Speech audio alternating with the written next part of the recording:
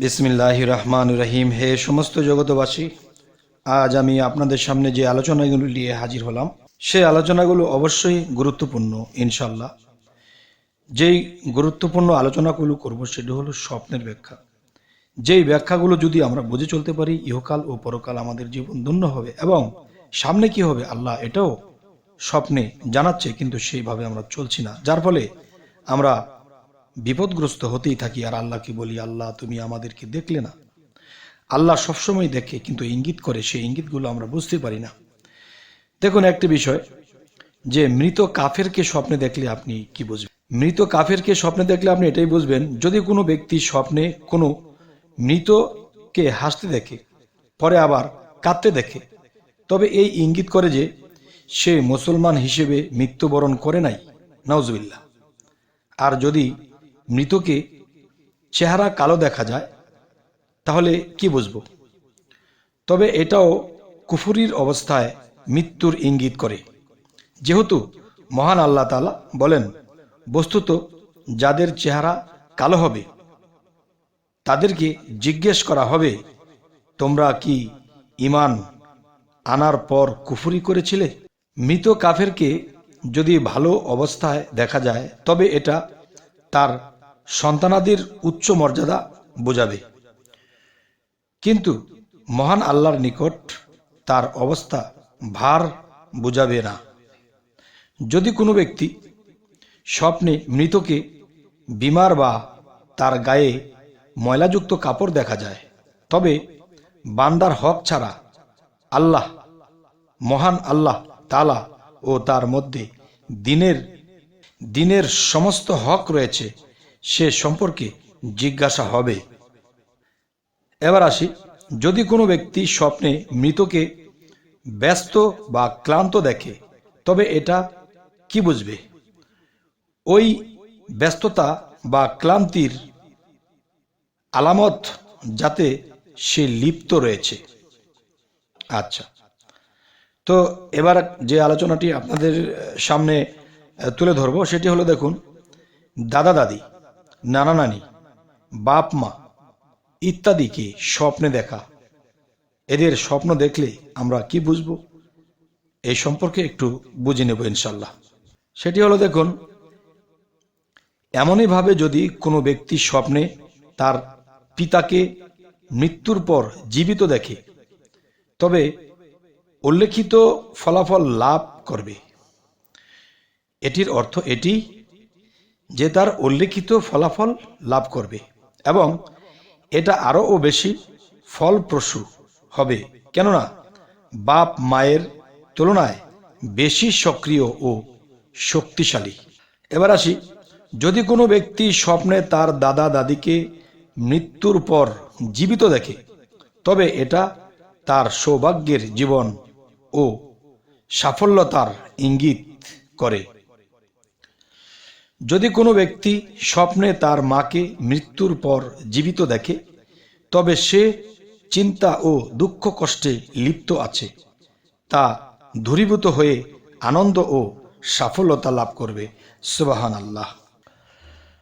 এবার আসি, ছেলে মেয়েদেরকে স্বপ্নে দেখা। ছেলে মেয়েদেরকে স্বপ্নে দেখলে এটি কি বোঝাবে? যদি কোনো ব্যক্তি স্বপ্নে তার মৃত মেয়েকে জীবিত দেখে, তবে দুঃখ কষ্ট দূর হবে এবং আনন্দ ও সাফল্যতা লাভ করবে। এবার আসি, যদি কোনো ব্যক্তি স্বপ্নে তার মৃত ছেলেকে জীবিত দেখে, তাহলে এর ব্যাখ্যা কি হবে? তবে এমন দিক হতে তার শত্রুর পয়দা হবে, যা সে ধারণাও করতে পারবে না। এটির অর্থ হলো এটি। এবার আসি, ভাই বোনকে স্বপ্নে দেখলে কি হয়?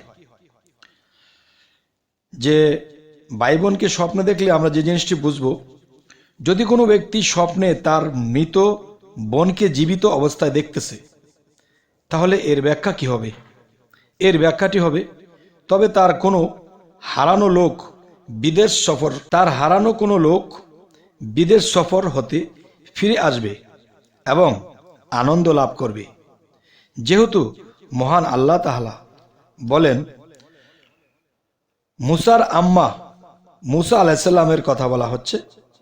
এর বোনকে বললেন, তুমি তার পিছনে পিছনে যাও। ফলে সে দূর হতে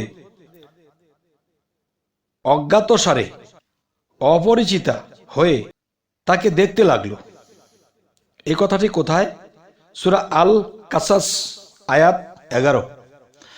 আচ্ছা, এখানের কথাটি বলছি, যদি কোনো ব্যক্তি তার মৃত ভাইকে জীবিত দেখে তবে দুর্বলতার পর শক্তি অর্জন করবে, যেহেতু মহান আল্লাহ তাআলা বলেন, মুসা আলাইহিস সালাম বলেন, আমার ভাই হারুনকে আমার সাহায্যকারী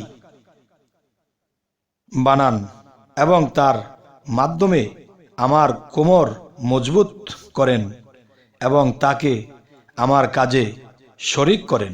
সূরা তোয়াহা আয়াত 30-31।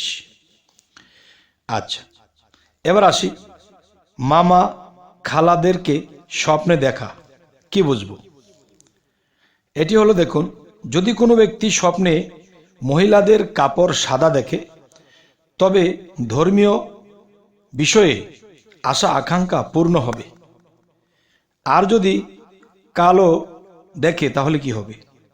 তবে গান বাদ্য জাতীয় আশা পূরণ হবে। আর যদি পুরাতন ছেঁড়া ফাটা দেখে তখন কি বোঝার? তবে দরিদ্রতা ও চিন্তা ফিকিরের পতিত হবে। আর যদি ময়লাযুক্ত দেখে তবে গুনাহে লিপ্ত হবে। এবার আসি, যদি কোনো ব্যক্তি স্বপ্নে মৃতকে নিদ্রিত বা ঘুমন্ত দেখে তবে এটা তার পরকালের আরাম আয়েশের প্রতি ইঙ্গিত করে। সুবহানাল্লাহ। এবার আসি, যদি কোনো ব্যক্তি স্বপ্নে মৃত ব্যক্তির সাথে একই বিছানায় নিদ্রা যেতে দেখে তবে সে দীর্ঘজীবী হবে। আলহামদুলিল্লাহ।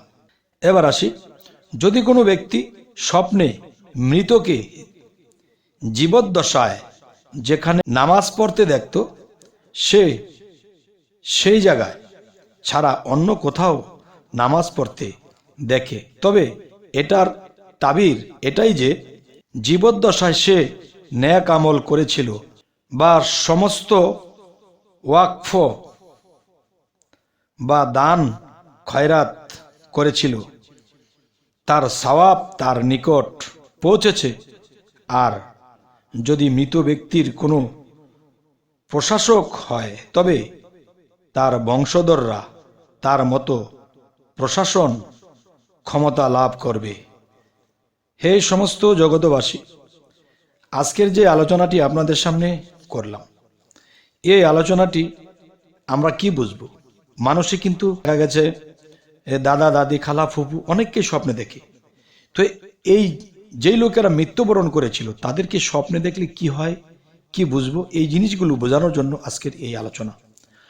তবে হে সমস্ত জগতবাসী, আজকের যে আলোচনা, এই আলোচনাটি আপনাদের কেমন লাগলো এবং কি ধরনের স্বপ্নের ব্যাখ্যা চাচ্ছেন তাও আমাদেরকে কমেন্টে জানাবেন এবং পরবর্তীতে যেন ভালো আলোচনা নিয়ে আপনাদের সামনে পৌঁছাতে পারি। তো সকলেই ভালো থাকবেন। আল্লাহ হাফিজ।